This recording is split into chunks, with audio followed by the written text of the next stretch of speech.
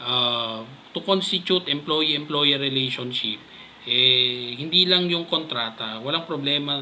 Yung kontrata kasi, yan would only be to simplify. It will only simplify yung inyong agreement, yung employment contract, yung about sa inyong pagiging empleyado ng employer na yan. It would only simplify the process of proving. Okay, so kasi to constitute your relationship, ito, meron na kami pinag-usapan. So ngayon, ang tanong, wala namang kaming pinirmahan na kontrata, basta pinapasok niya ako at sinuswelduhan niya ako. Kaya lang, there is no contract to speak of. So would that mean that my employment is void? The answer is no, hindi po. Kasi pag sinasabi natin ang employee-employer relationship, dapat yung presensya ng apat na elemento na to would constitute existence of employee-employer relationship. So una dyan would be is their selection and engagement of the employee. So sino ang nag-hire sa worker? Siyempre yung employer mo, tama po. So sino ang tumanggap doon sa employment mo or yung hiring? Okay, so meron kang employer, tama po. Ikaw yung employee, meron kang employer. Pangalawa, meron ng nagbayad sa'yo, okay, ng sahod sa pamamagitan ng sahod. Regardless of how it is being paid to you. Daily ba yan? Weekly? Monthly? So there is what we call payment of wages. So pangatlo, there is what we call power of dismissal. So meron siyang kapangyarihan na yung employer mo ay tanggalin ka sa trabaho. So that's the third one. And yung pang-apat, there's power of control, which is the most important. Okay, so kung ikaw ay kinokontrol ng iyong employer, kung paano mo gagawin ang iyong trabaho, so kung paano yung proseso, so yan yung control test.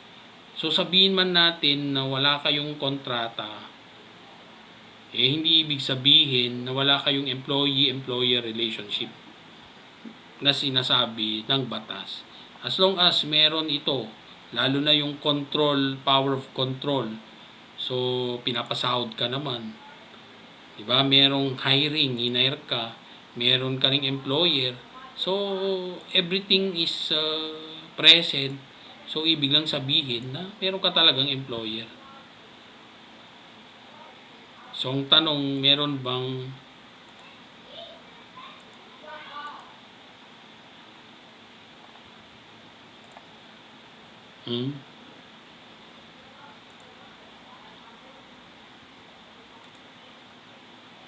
So yun ang ibig sabihin. Akala ko nawala ako, sorry. So sorry, akala ko nawala ako kaya tumigil ako. So I hope nasagot ko ng maayos. Yun lang naman. Kahit wala kang pinirmahan, no problem. Basta you can, alam nyo kasi, yun din ang kaibahan ng mga criminal cases, administrative cases, gaya ng labor, at ng civil cases. So the evidence to prove administrative case is yung tinatawag nating substantial evidence. So, mas mababa yun sa criminal case kasi hindi ka naman nagkukulong sa administrative case. Pinapanagot mo lang yung ating, like yan, in your case, pinapanagot lang naman natin yung employer mo doon sa kanyang obligasyon. So, ngayon, hindi wala namang kulong. Kaya kasi sa kulong, it requires proof beyond reasonable doubt. So, pag sinabi nating civil case, ang kailangan lang dyan is preponderance of evidence. So hindi ko na i-discuss kasi yung topic lang naman natin is administrative law. So which include labor cases. So pag sinabi natin na substantial evidence, ibig lang sabihin na yung when you talk about substantial evidence in labor cases, ang definition ng batas is that relevant evidence that a reasonable mind might accept as adequate to support a conclusion. So, hindi siya kailangan to be conclusive. It's more than mere speculation suspicion or opinion. So, yun ang ibig niyang sabihin.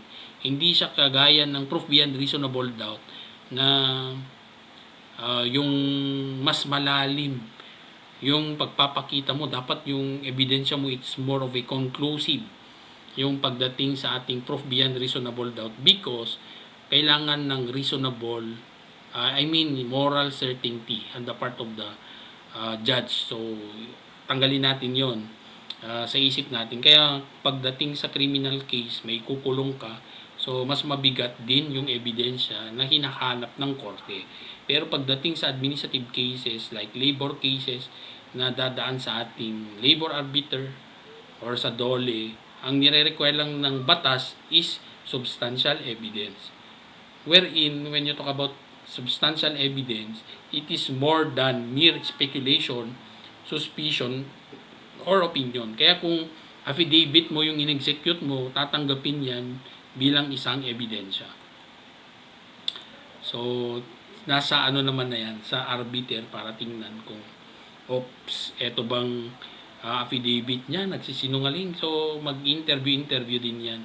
O, yung ating arbiter. Pero hindi siya kagaya doon sa korte na talagang very strict na kailangan mong yung ebidensya mo is it has to prove beyond reasonable doubt. So, yun naman ang kaibahan. I hope na intindihan ninyo po. May makukuha po ba akong 13-month pay? Prorata po yan. Kahit hindi po natapos yung rendering ko, yes po. Kasi prorata yon sa months na kayo po ay nagsilbi doon sa iyong kumpanya. So, Attorney ask lang, pwede po ba through email ibigay sa iyo ang court order? Bakit? Anong ano yan? Kasi usually yan meron tayong iba't ibang paraan. Yung pagdating sa court order natin, merong paraan ng delivery of service. Okay, so although sabihin natin na pwedeng yung ating pwede siya sa sabihin natin na electronic means, which is the modern way of doing it, but only when it is authorized by the court. So, alam nyo, lahat ng galawan mo yan sa korte, kailangan ng approval ng court. Or kayo rin ay pumayag na ipapadala sa pamamagitan ng electronic means. Okay, so nasa ano yan kung inaprubahan yan ng korte. But basically, when you talk about pag yung ating methods of delivery of service, gaya, meron pang mga lumang paraan mga personal, mail or courier, pwedeng publication yan. Depende kasi yan kung ano ang nire-require ng specific document na binibigay sa iyo ng korte. Pwede rin niya yung dadaan na yan sa abogado mo kasi nga yung abogado mo ay binigyan mo ng authority to receive on your behalf. Okay, so yun. So electronic means pwede, pero dapat meron pa ring authority coming from the court, or kayo din ay pumayag na yun ang paraan ng pagde-deliver ng inyong yung service, okay, of your delivery or service of court orders.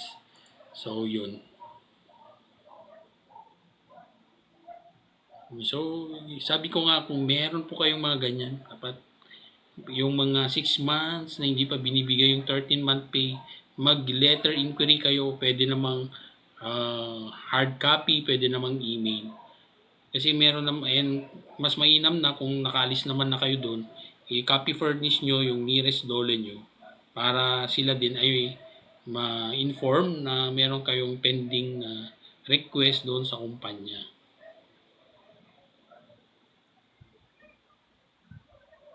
Ayan, so sabi niya, yung mental illness, so psychological incapacity. So, depende po kung paano nyo po papatunayan yan sa korte. Pero, ang pagkakaroon ba ng mental illness. So yun siguro ang tanong, no, yung mental illness as a ground uh, for declaration of nullity. Would that fall under psychological incapacity? So, yun ang tanong. So, ang sagot po natin dyan ay pwede. Pwede yan. Okay? Kaya lang, it's up to you how are you going to prove it in court. Kasi, would that constitute yung tinatawag, would that fall under psychological incapacity? So, dapat patunayan mo na serious yun, it is pre-existing, and it is incurable. So, minsan, although it's not always na kailangan mo ng assistance ng psychologist, but then, yan kasi yung nakasanayan sa korte para sigurado na tatanggapin ang iyong um,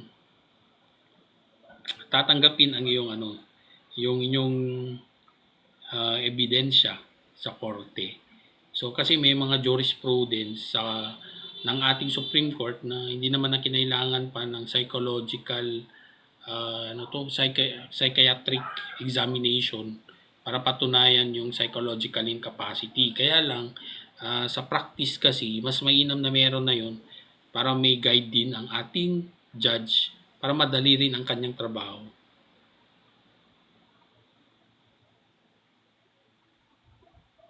Okay, so summons siguro yan, hindi siguro galing sa korte. Kasi pwede namang yung summons will come from doon sa ating lalo na kung criminal case. Depende kasi kung anong kaso yan eh. Kung criminal case yan at gusto nilang pakinggan yung panig ng defendant, so nasa prosecutor's office pa yan. So siyempre summons yan. Kung merong ganyan, dapat pumunta ka doon. Okay, so wala namang mawawala sa iyo para malaman mo kung ano bang nirereklamo sa inyo. Okay, so John Paul, kumusta? Okay, so tama naman muna, parang napagod ako. Hello sir, name Bagarabi. So, yes, good evening po sa lahat. So, sinubukan lang gumamit ng ating, gumamit tayo ng ating tawag dito yung ating desktop para sa ating TikTok live kasi kamaramihan most of the time or first time kasi natin to ang ginagamit natin is yung ating cellphone. So ngayon naman ginamit lang natin yung ating yung ating desktop. Binubuli ako, hindi ako nakapagsalita dahil hindi ako pinakinggan. Hindi po pwede yung mga ganyan na bully. So that would constitute, halimbawa kayo po ay napa-resign dahil sa pambubuli sa inyo, so pwede, that would constitute illegal dismissal. So pwede din constructive dismissal yan, so pwede kang pwede yan. And then aside from the fact na that would also be a criminal case yan. Discrimination yan eh.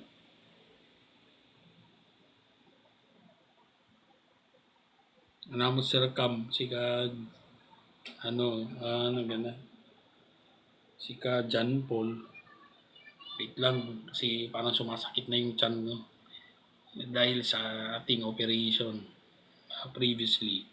So maraming salamat sa inyo and yung hindi pa naka-follow sa atin, follow, like, and share lang po tayo para kahit paano di ba? Dadami yung ating lahi. So sorry kung hindi ako nakagagawa ng mga videos dahil nga busy din tayo. Okay, so may mga tanong pa ba dyan? Do not expect na tayo ay naka-outfit kasi yung iba nagtatanong, akala ko parang hindi ka lawyer kasi kung nagla-live ka di ka man lang naka-coat or yung mga standard, di ba?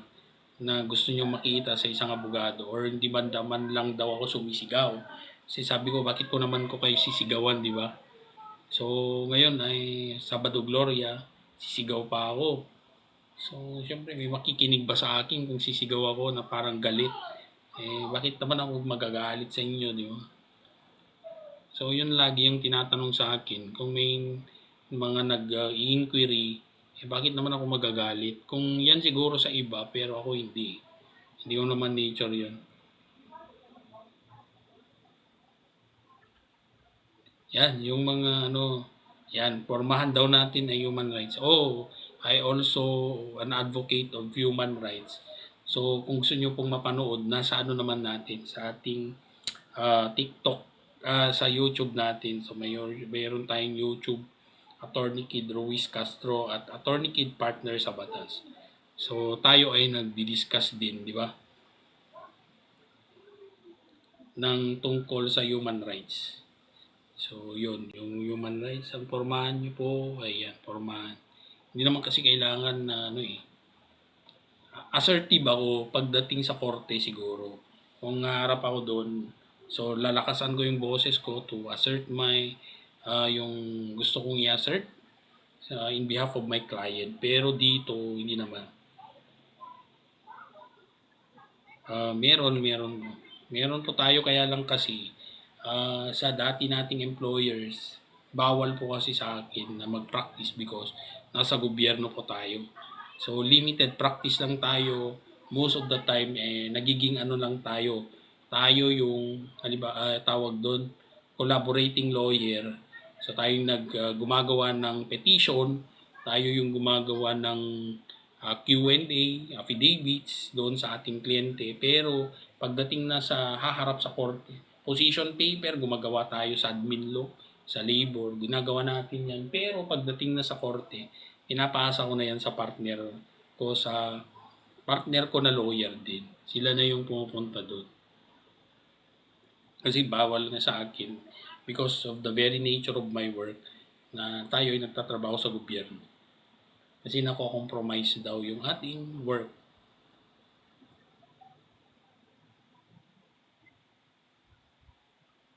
Hindi naman pwedeng i-hold yung inyong leave.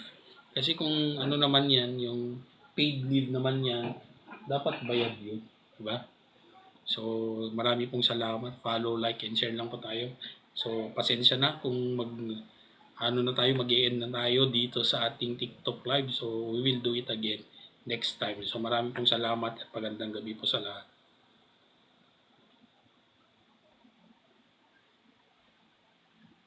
Hindi, may law office ako. Katabi lang ng aking Kasi law firm sabi niya, meron dito.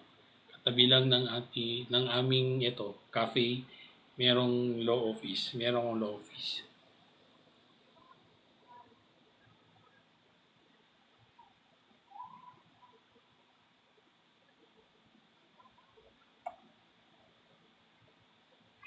Paano ko na i-off ito?